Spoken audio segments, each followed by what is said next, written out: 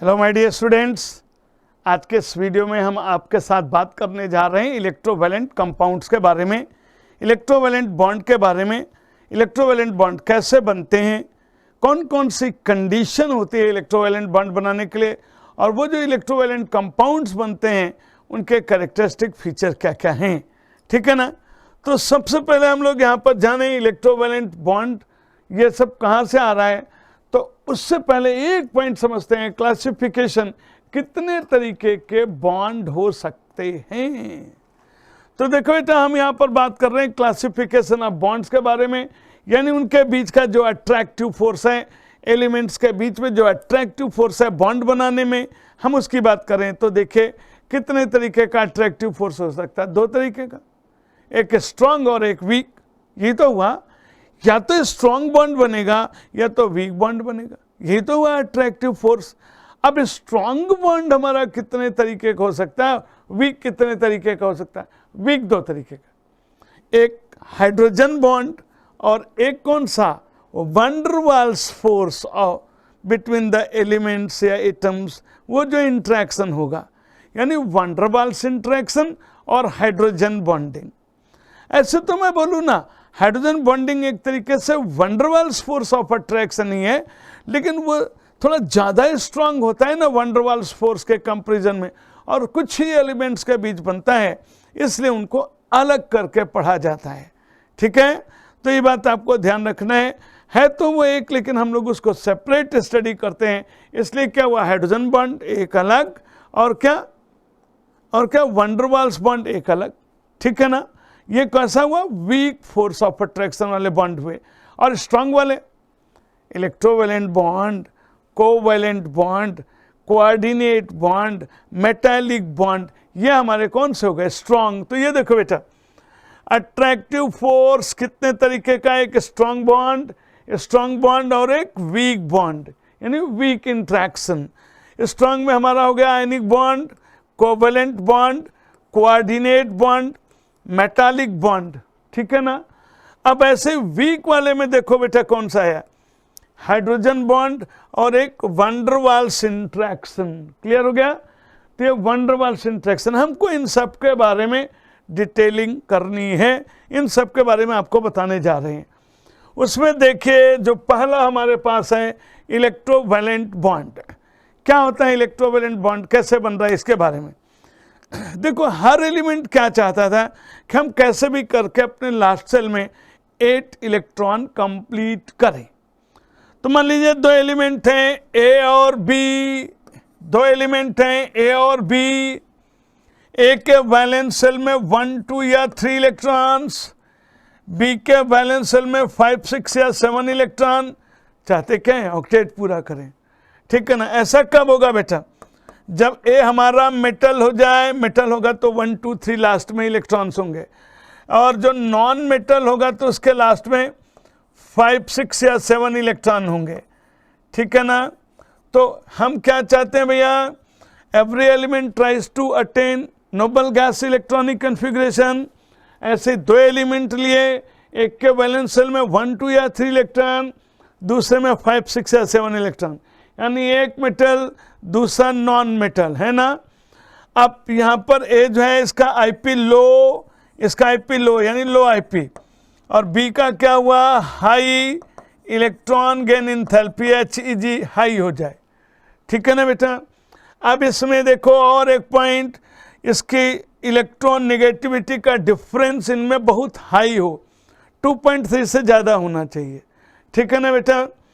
2.1 से ऊपर आ जाएगा तो 50%, 2.1 अगर आया तो 50% कोवैलेंट, 50% आयनिक कैरेक्टर होगा।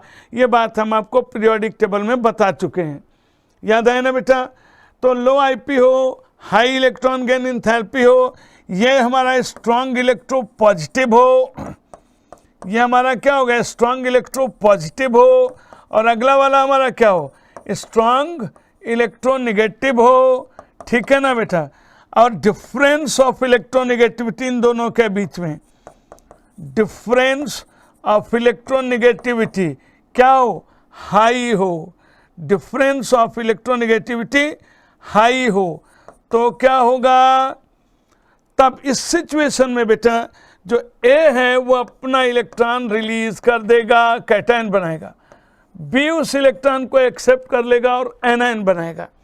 अब कैटायन और एनायन के बीच में स्ट्रॉन्ग इलेक्ट्रोस्टैटिक फोर्स लग गया। ये जो इलेक्ट्रोस्टैटिक फोर्स स्ट्रॉन्ग लग रहा है इसी को हम नाम देते हैं इलेक्ट्रोवैलेंट बॉन्ड। क्या नाम दिया? Electrovalent bond. जो कंपाउंड बना इस मेथड से नाम दिया इलेक्ट्रोवैलेंट कंपाउंड या आयनिक कंपाउंड। जितने इलेक्ट्रॉन का ट्रांसफर और एक्सेप्टेंस हुआ उसी को नाम दिया इलेक्ट्रोवैलेंसी। क्लियर? तो बहुत सिंपल सी बात है। फिर से एक बार देखते हैं कि मेरे पास दो एलिमेंट है, एलिमेंट चाहते हैं कि यहाँ ऑक्टेट पूरा करें। तो अगर मेरे पास एक एलिमेंट है जिसके वैलेंस शेल में 1, 2 या 3 इलेक्ट्रॉन है, दूसरे के वैलेंस शेल में 5, 6 या 7 इलेक्ट्रॉन है, यानी एक मेटल है दूसरा नॉन मेटल है, एक स्ट्रॉन्ग इलेक्ट्रो पॉजिटिव है दूसरा स्ट्रॉन्ग इलेक्ट्रो नेगेटिव है, एक का आईपी लो है दूसरे की इलेक्ट्रॉन एफिनिटी हाई है, और डिफरेंस ऑफ इलेक्ट्रोनेगेटिविटी उन दोनों के बीच में हाई हो, यानी 2.1 से ज़्यादा हो, तो क्या होगा? एक अपना इलेक्ट्रॉन रिलीज करेगा, कैटायन बनाएगा, दूसरा उसको एक्सेप्ट करेगा, एनायन बनाएगा। कैटायन और एनायन के बीच में एक स्ट्रॉन्ग इलेक्ट्रोस्टैटिक फोर्स लगा, उसी को नाम दिया इलेक्ट्रोवैलेंट बॉन्ड। बोले बेटा क्लियर हुआ? तो ये हमने आपको सिखा दिया इलेक्ट्रोवैलेंट बॉन्ड कैसे बनता है, ठीक है ना। तो हम लोग ऐसे ही यहाँ पर देखें कि कौन कौन से फिर फैक्टर हैं जो इलेक्ट्रोवैलेंट बॉन्ड बनाने के लिए जिम्मेदार हैं, ठीक है ना। तो पहला बताया आयोनाइजेशन एनर्जी। तो हम लोगों ने इस कंडीशन में क्या देखा था? लो आयोनाइजेशन एनर्जी होना चाहिए, लो आयोनाइजेशन एनर्जी होना चाहिए। क्यों बेटा? अगर वो एलिमेंट है जिससे आसानी से इलेक्ट्रॉन निकलेगा तभी तो आसानी से कैटायन बनाएगा, यानी ए आसानी से ए पॉजिटिव में आ गया। ये देखिए गैस, ये देखिए गैस, इसने अपना इलेक्ट्रॉन छोड़ दिया। यहाँ पर जो इंथैल्पी में चेंज होता है, आपको याद है ना, इसी को HI यानी आयोनाइजेशन इंथैल्पी बोला था। बोलो क्लियर हुआ ना। तो अगर लो आयोनाइजेशन एनर्जी होगी आसानी से इलेक्ट्रॉन छोड़ेगा।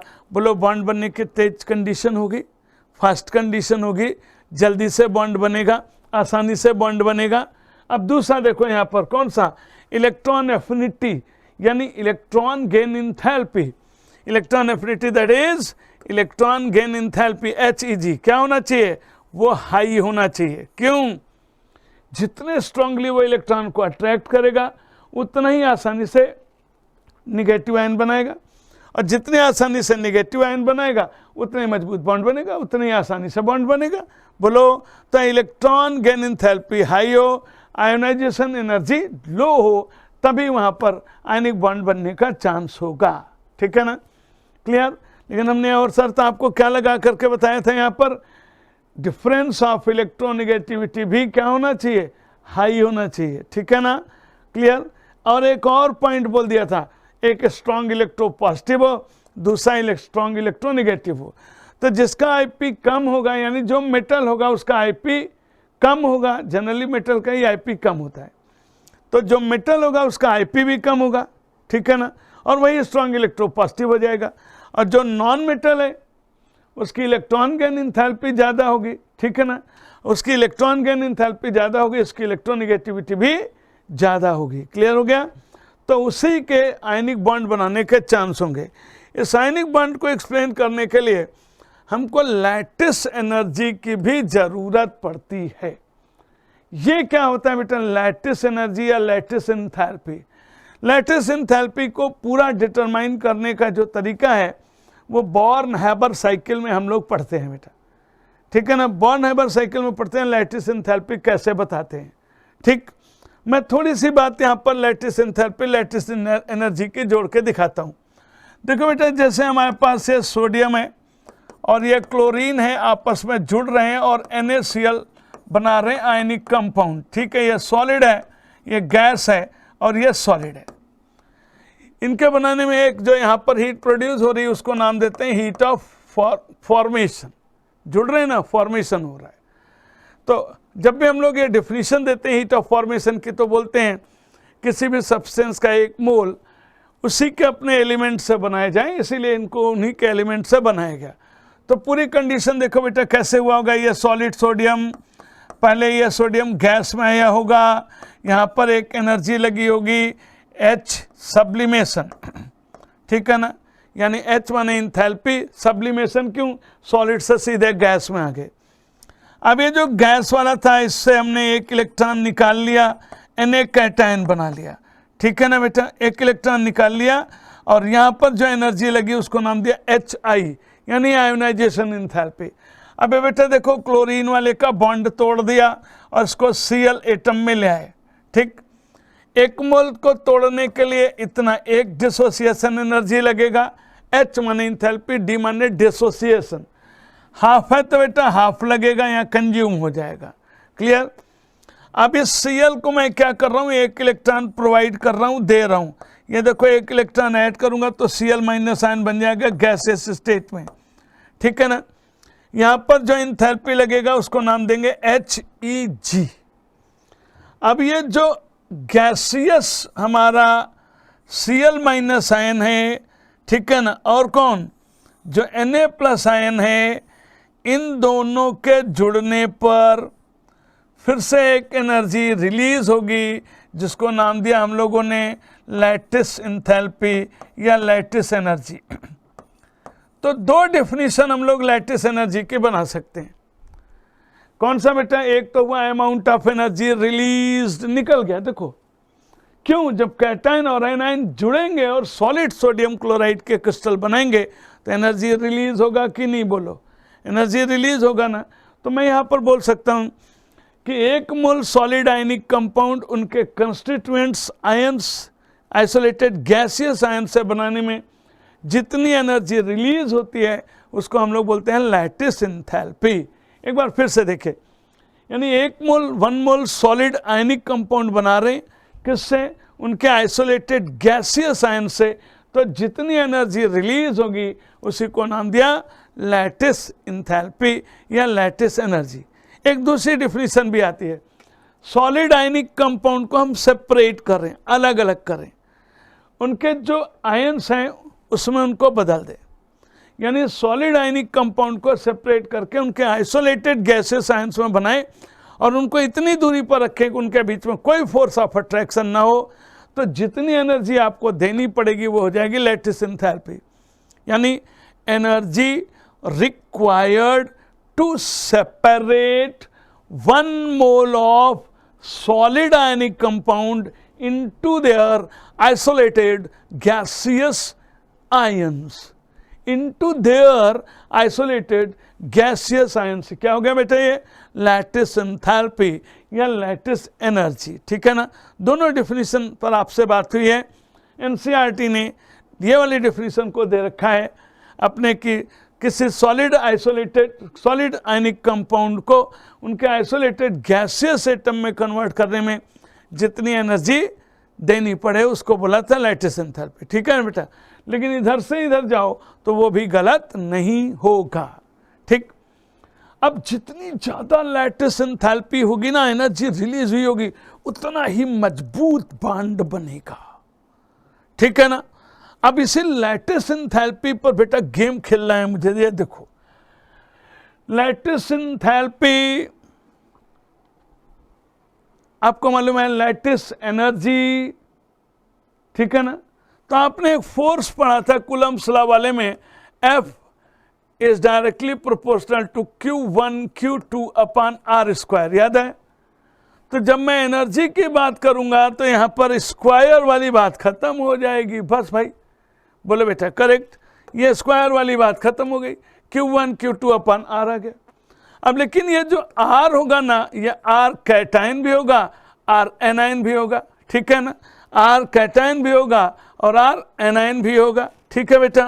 तो देखो R कैटायन और R एनायन दोनों का सम मुझे लेना पड़ेगा, और ये जो Q1 Q2 है ये कैटायन और एनायन दोनों हो सकता है, यानी ये कैटायन भी हो सकता है पॉजिटिव वाला, ये एनायन भी हो सकता है। तो ये देखो ना क्या बोल रहे हैं, factors affecting the lattice energy, तो लैटिस एनर्जी यानी U directly proportional to ionic charge. जितना ज़्यादा आयनिक चार्ज उसकी लैटिस एंथैल्पी उतनी ही ज़्यादा। ठीक है ना बेटा, यानी lattice energy is directly proportional to magnitude of charge.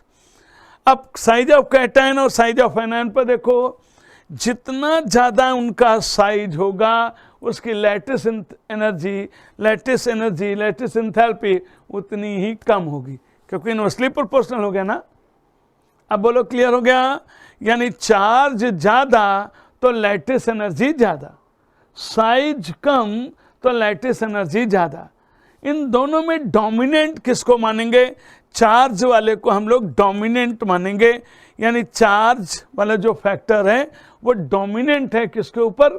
Size के ऊपर। तो ध्यान रखना बेटा, charge dominant over the size, यानी हम लोग जब भी दोनों के कंपैरिजन में आ जाए बात तो मैं चार्ज वाले को मेन मान लूंगा।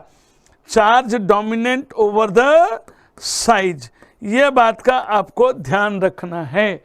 अब लैटिस एंथैल्पी क्लियर हो गई, ठीक है ना बेटा। तो कौन कौन से फैक्टर पर डिपेंड किया? दो। चार्ज, जितना ज़्यादा चार्ज उतनी ज़्यादा लैटिस एंथैल्पी, जितना ज़्यादा साइज उतनी कम। साइज ज़्यादा तो लैटिस एंथैल्पी कम, साइज कम तो लैटिस एंथैल्पी ज़्यादा। ठीक है, क्लियर। अब देखो मिलाओ, चार्ज और साइज में चार्ज को हम डोमिनेंट मानेंगे। अब मैं आपको यहाँ पर कुछ एग्जाम्पल दिखा रहा हूँ आयनिक कंपाउंड बनाने का। कैसे बनेगा? यहाँ पर देखो, एक बहुत सिंपल सा, देखो जैसे हमारे पास सोडियम है, इसके वैलेंस शेल में 281, 1 लास्ट में इलेक्ट्रॉन आ गया। और ये देखो बेटा Cl है 287, इसके लास्ट में 7 इलेक्ट्रॉन है। और ये देखो हमारा स्ट्रॉन्ग इलेक्ट्रो पॉजिटिव होता है, ये स्ट्रॉन्ग इलेक्ट्रो पॉजिटिव, और ये क्या है? Strong electro negative. और ये देखो बेटा इसका लो IP होता है ना, और ये कौन है? इसका हाई HEG होता है। ये देखो इलेक्ट्रॉन गेन एंथैल्पी हाई हो गया, ठीक है। ये स्ट्रॉन्ग इलेक्ट्रो पॉजिटिव हो गया, डिफरेंस ऑफ इलेक्ट्रोनेगेटिविटी हाई हो गया, डिफरेंस ऑफ इलेक्ट्रोनेगेटिविटी हाई हो गया, ठीक है। अब क्या होगा? सोडियम ने अपना इलेक्ट्रॉन रिलीज कर दिया, कैटायन बना लिया, ठीक है। और Cl ने उसमें से Cl ने एक इलेक्ट्रॉन एक्सेप्ट कर लिया, और जब Cl ने एक इलेक्ट्रॉन एक्सेप्ट कर लिया तो क्या बना दिया बेटा? ये देखें, एक इलेक्ट्रॉन एक्सेप्ट किया, Cl-n बना लिया। यहाँ पर इलेक्ट्रॉन गेन एंथैल्पी की बात हुई, यहाँ IP की बात हुई। अब इस कैटायन और एनायन के बीच में ये देखो Na+n और Cl-n के बीच में मजबूत बंधन, नाम हो गया इलेक्ट्रोवैलेंट बॉन्ड। एक एक इलेक्ट्रॉन का ट्रांसफर और एक्सेप्टेंस हुआ तो इलेक्ट्रोवैलेंसी 1, ठीक है। ये सिंपल सा तरीका है इलेक्ट्रोवैलेंट बॉन्ड बनाने का, सिंपल सा एक एग्जांपल मैंने आपको दिखाया, ठीक है ना बेटा। अब आइए इन कंपाउंड्स के क्या कैरेक्टरिस्टिक फीचर होंगे, जरा उनके बारे में बात किया जाए, ठीक है ना। तो जितने भी हमारे आयनिक कंपाउंड हैं, इलेक्ट्रोवैलेंट कंपाउंड हैं, उन सब की फिजिकल स्टेट देखो, सभी के सभी सॉलिड होंगे, हार्ड होंगे, रिजिड होंगे, ब्रिटल होंगे। या ब्रिटल माने क्या हुआ? अरे बहुत सिंपल, हथौड़ा मारो चिवरा चिवरा हो जाए, हो गया ब्रिटल, ठीक है ना। कैसे होता है ब्रिटल? तो देखो बेटा, आपको मालूम है जो आयनिक कंपाउंड होते हैं ना, ये देखो प्लस माइनस ऐसे होते हैं, लेयर के फॉर्म में होते हैं ये स्ट्रक्चर। ये देखो, जैसे ये देखो भैया, cation anion, cation anion, cation anion, ऐसे है ना। ये देखो एनायन, कैटायन, एनायन ऐसे बने हुए बेटा, है ना। ये देखो एनायन, कैटायन ऐसे बने हुए हमारे पास, ठीक। मिलाओ तो देखो बेटा, ये देखे, तो अब ये जो है ना कैटायन एनायन के बीच में एक आयनिक बॉन्ड बना हुआ है। अगर मैं हथौड़ा मारूंगा तो ये वाली लेयर आगे बढ़ेगी तो ये निगेटिव के ठीक सामने निगेटिव आ जाएगा, पॉजिटिव के ठीक सामने पॉजिटिव आ जाएगा, दोनों एक दूसरे को रिपेल करेंगे, और रिपेल करेंगे तो बोलो बॉन्ड टूट जाएगा ना। देखो यहाँ दिखा रहा हूँ, कैटायन एनायन के बीच में स्ट्रॉन्ग फोर्स ऑफ अट्रैक्शन, मार रहा हथौड़ा। ये देखो एक लेयर दूसरे लेयर के आगे बढ़ी, तो जब आगे बढ़ेगी तो जब ये लेयर आगे जाएगी तो बोलो इस कैटायन को इसके सामने आने का मौका मिल जाएगा और इस कैटायन को इसके सामने आने का मौका मिल जाएगा, इस माइनस को इस माइनस के सामने आने का मौका मिल जाएगा। तो बोलो रिपल्सन होगा कि नहीं होगा, और जब रिपल्सन होगा तो दोनों टूट जाएंगे कि नहीं, इसीलिए वो बिल्कुल चूरा चूरा हो जाता है। तभी बोलते हैं कि जो भी हमारे इलेक्ट्रोवैलेंट कंपाउंड है क्या हुए, हार्ड, ठीक है, क्यों, बहुत स्ट्रांग फोर्स ऑफ अट्रैक्शन, आप कंप्रेस नहीं कर सकते। क्रिस्टलाइन, एक पर्टिकुलर क्रिस्टल बनता है, और ब्रिटल होते हैं। ब्रिटल वो रीजन मैंने दिखा दिया, due to formation of layer structure, ठीक है ना बेटा। यानी same charge ions come nearer so they repel each other, कब, मार रहा हथौड़ा तब। समझ में आ गया। अगला देखो बेटा, इसमें जो हमारे आयनिक कंपाउंड है उसमें आइसोमॉर्फिज्म शो करने की टेंडेंसी होती है, यानी क्रिस्टल का स्ट्रक्चर, जो क्रिस्टल का शेप है वो एक जैसा हो जाता है। Iso means same, morph structure, तो यानी सेम स्ट्रक्चर अगर आ जाएगा तो एक का क्रिस्टल दूसरे के क्रिस्टल के ऊपर सेट भी हो सकता है। जैसे एलम्स में होता है, आप पोटासियम ले लो, ठीक है, आप क्रोमेलम ले लो, दोनों के क्रिस्टल एक दूसरे के ऊपर सेट हो सकते हैं। क्यों? क्योंकि वो है शो करते आइसोमॉर्फ, मतलब दोनों के क्रिस्टल एक जैसे क्रिस्टल होंगे तो एक का क्रिस्टल दूसरे के ऊपर सेट हो सकता है। तो वही दिखाएं यहाँ पर कुछ एग्जाम्पल आइसोमॉर्फ के, क्या, जैसे NF4MgO, जैसे ZnSO4 7s2 और FeSO4 7s2, जितने भी हमारे एलम्स हैं, जैसे K2SO4 Al2SO4 whole thrice 24s2 और K2SO4 Cr2SO4 whole thrice 24s2, क्रोमेलम, potassium, क्या एक जैसे। या जैसे ये देखो zinc sulphate, ferrous sulphate, crystal structure एक जैसा, तो ये क्या बोलेंगे, आइसोमॉर्फ। क्या हुआ, यानी different ionic compounds having same configuration या ज्योमेट्री ऑफ आयंस, तो क्या हो गए, एक दूसरे के आइसोमॉर्फ हो गए। तो ये जो हमारे आयनिक कंपाउंड हैं ये आइसोमॉर्फिज्म भी शो करते हैं, ठीक है ना। तो पहला क्या हुआ, हार्ड होंगे, रिजिड होंगे, ब्रिटल होंगे, ठीक है ना, और क्या होगा, आइसोमॉर्फिज्म शो करेंगे, ठीक है ना बेटा। और इनका बीपीएमपी बहुत हाई होता है। क्यों होता है भाई बीपीएमपी हाई? अब कैटायन और एनायन के बीच में स्ट्रॉन्ग फोर्स ऑफ अट्रैक्शन, मजबूत लैटिस, याद आया लैटिस बहुत मजबूत है, तो जब मजबूत बंधन बना हुआ है तो बोलो बीपीएमपी हाई होगा कि नहीं होगा। तो सिंपल सी बात है, इनका बीपीएमपी हाई, क्यों? क्योंकि उनके बीच में है स्ट्रॉन्ग लैटिस इंथैल्पी। तो हाई क्यों? Due to high lattice. अब देखो बेटा कंडक्टिविटी, जो भी हमारे आयनिक कंपाउंड है ना, सब बैड कंडक्टर होते हैं इलेक्ट्रिसिटी के। क्यों होते हैं बैड कंडक्टर? क्योंकि कोई आयन फ्री होता ही नहीं कंडक्ट करने को इलेक्ट्रिसिटी। सब तो सॉलिड है ना, सब बंधे हुए हैं एक दूसरे से, सभी आयन्स एक दूसरे से स्ट्रांगली बंधे हुए हैं। जब मजबूती से बंधे हुए तो कंडक्ट होंगे नहीं। नहीं मुझे तो कंडक्ट कराना है, तो करा लो ना, पिघला लो, मेल्ट करा दो। तो मेल्ट जब करा दोगे ना मोल्टन, या फिर पानी में घोल दो in aqueous solution,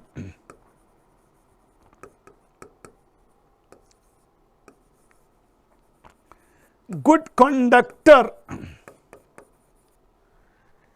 in solid, bad conductor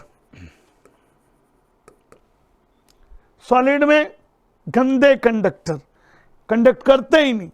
क्यों? आयंस फ्री नहीं है। लेकिन मोल्टन स्टेट में या एक्वस सॉल्यूशन में दे आर गुड कंडक्टर। क्यों? Because ions are free to conduct electricity, है ना, simple.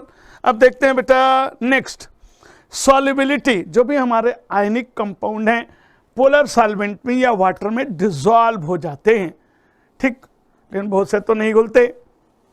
Calcium sulphate, strontium sulphate, barium sulphate, lead sulphate, calcium carbonate, ये तो नहीं घुल रहा है। ये क्यों? यानी घुलने की कोई एक कंडीशन होगी। ठीक है, पोलर सॉल्वेंट में घुल जाते हैं, पानी में घुल जाते हैं, लेकिन कुछ तो नहीं घुल रहे ना। तो घुल क्यों नहीं रहे? क्योंकि वो जो लैटिस है ना, जो उनको बांध के रखा है, वो मजबूत हो गया ज्यादा, तो नहीं घुलने देगा। ठीक है ना? इसका मतलब घोलना है तो लैटिस इंथैल्पी कम होनी चाहिए और घोलने वाली एनर्जी ज्यादा होनी चाहिए। तो जो घोलने वाली एनर्जी है ना, उसको हम लोग बोलते हैं हीट ऑफ सॉल्वेशन। पानी में घोलेंगे तो बोलेंगे हीट ऑफ हाइड्रेशन। ठीक है ना? तो देखो बेटा क्या हुआ, जैसे हमने ये नमक ले लिया, पानी में डाल रहे हैं, तो देखो ये Na पॉजिटिव है और ये Cl निगेटिव है। तो बेटा देखो ये जो Na पॉजिटिव है और ये Cl निगेटिव है, इनके बीच में स्ट्रॉन्ग बॉन्ड बना हुआ था। यानी इस Na पॉजिटिव और Cl निगेटिव के बीच में एक क्रिस्टल बना हुआ था, NaCl का क्रिस्टल। अब जो पानी है ना, पानी पोलर होता है, इसमें आपको देखो दो पॉइंट मिलते हैं। एक ये O निगेटिव जिस पर पार्शियल निगेटिव चार्ज, दूसरा ये हाइड्रोजन जिस पर पार्शियल पॉजिटिव चार्ज। ठीक है बेटा? अब वो जो O निगेटिव है पानी का, ये O निगेटिव वाला, वो किधर Na प्लस आयन के चारों तरफ आने लगा। ये देखो ये Na प्लस आयन, इसके चारों तरफ कौन, ये O निगेटिव वाला हिस्सा देखो आने लगा। ये देखो O निगेटिव वाला हिस्सा इसकी साइड आया। ठीक, और जो Cl माइनस आयन है उसकी तरफ कौन, ये H वाला पार्ट आया। ये देखो H वाला जिस पर पार्शियल पॉजिटिव था। तो Cl वाले की तरफ H वाला आया। ये देखो यहां पर दिखा रहे हैं हम, H वाला ये पार्ट इधर आया, और Na की तरफ कौन आया, O निगेटिव वाला पार्ट।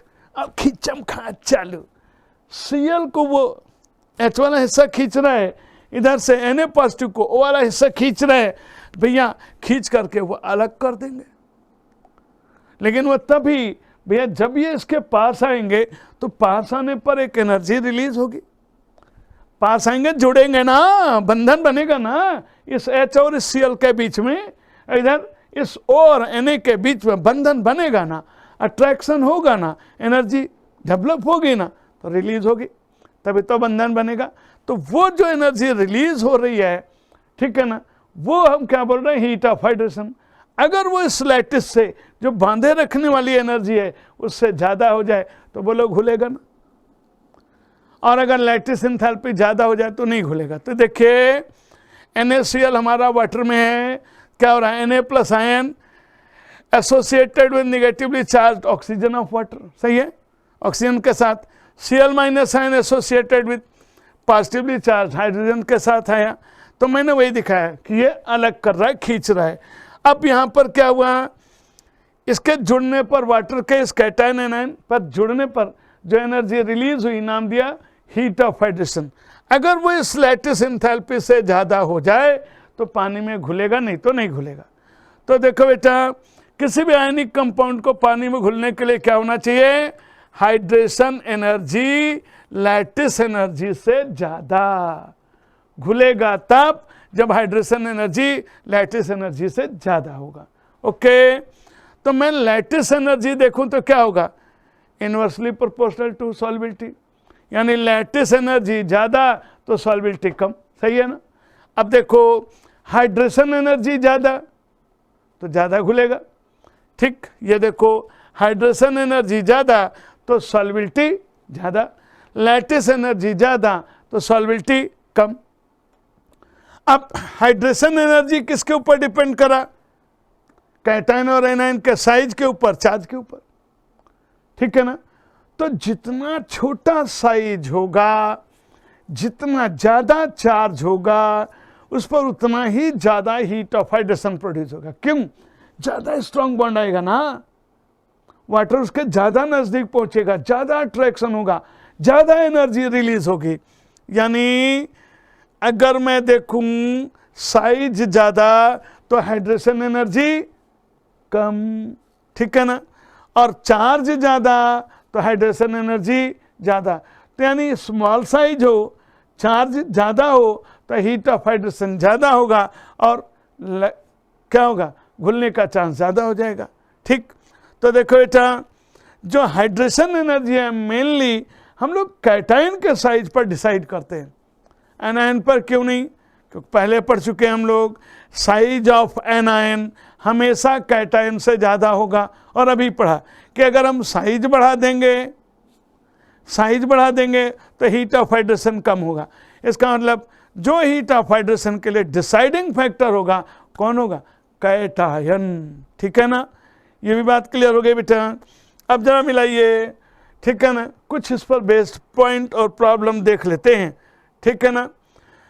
देखो जैसे हमने यहाँ पर बोला which combination will give the strongest ionic bond, तो जिसमें जितना ज़्यादा चार्ज होगा उतना ही मजबूत बॉन्ड। तो बोलो ये हुआ कि नहीं हुआ। लैटिस एनर्जी पर ही तो बात किया था हम लोगों ने कि जितना ज़्यादा चार्ज होगा, ठीक है ना, उतनी ज़्यादा लैटिस एनर्जी, जितना छोटा साइज होगा उतना ही कम लैटिस एनर्जी, उतना मजबूत बंधन देखना है आपको, ठीक है ना बेटा। तो कब होगा, जब चार्ज ज़्यादा हो और साइज छोटा हो। ठीक, तो बेटा यहाँ पर देखो चार्ज सबसे बड़ा है, हाँ यहाँ पर सोडियम और ये मैग्नीशियम इन सब में देखो सबसे ज़्यादा चार्ज है, सबसे ज़्यादा लैटिस एंथैल्पी यहाँ पर डेवलप हुई, इसका मतलब सबसे मजबूत बॉन्ड। क्लियर। और देखो बेटा एक और प्रॉब्लम देखते हैं, इलेक्ट्रॉन निगेटिविटी एक का 1.2 है, एक का 3.5 है, तो बोलो कौन सा बॉन्ड बनेगा। और जरा देख लेते हैं डिफरेंस क्या आ रहा है, 3.5 1.25 में से 2 3 और ये हमारा 2 आ गया, 2.3 आ गया। तो मैंने बोला था बेटा 2.1 या उससे ज़्यादा हो जाएगा तो कौन सा बॉन्ड बनेगा, आयोनिक, ये लो भैया आयनिक बॉन्ड बन गया। आगे ना ये कंडीशन है बेटा आयनिक बॉन्ड के बनने की। अब देखते हैं आयनिक रिएक्शंस कैसी होंगी, सब आयनिक रिएक्शन फास्ट होगी। क्यों, पानी में डाल दो भैया, पानी में डालते ही क्या हो जाएगा, सारे आयंस ब्रेक हो जाएंगे, अलग अलग हो जाएंगे, बोलो। और जब वो अलग अलग हो जाएंगे तब, जब वो अलग अलग हो जाएंगे तब, तो आपको मालूम है जब वो अलग होंगे तो उनको एक दूसरे में मिलाओ ना, तुरंत फास्ट रिएक्शन होगी कि नहीं होगी। तो ऐसे जितनी भी हमारी आयनिक रिएक्शन है सब के सब हमारी बहुत फास्ट होती हैं। अब बेटा बोल रहे हैं कि एक्स हमारा स्ट्रांगली इलेक्ट्रोपॉजिटिव एलिमेंट है और वाई हमारा स्ट्रांगली इलेक्ट्रोनेगेटिव। तो भैया एक स्ट्रांग इलेक्ट्रोपॉजिटिव एक स्ट्रांग इलेक्ट्रोनेगेटिव, तो बोलो कौन सा कंपाउंड बनेगा, ठीक है ना। जब दोनों हमारे यूनिवैलेंट है, वैलेंसी एक है, तो एक कैटायन बनाएगा एक एनायन बनाएगा, जो बॉन्ड बन गया इलेक्ट्रोवैलेंट बॉन्ड, ठीक है ना। बोलो है सिंपल कि नहीं, बोलो।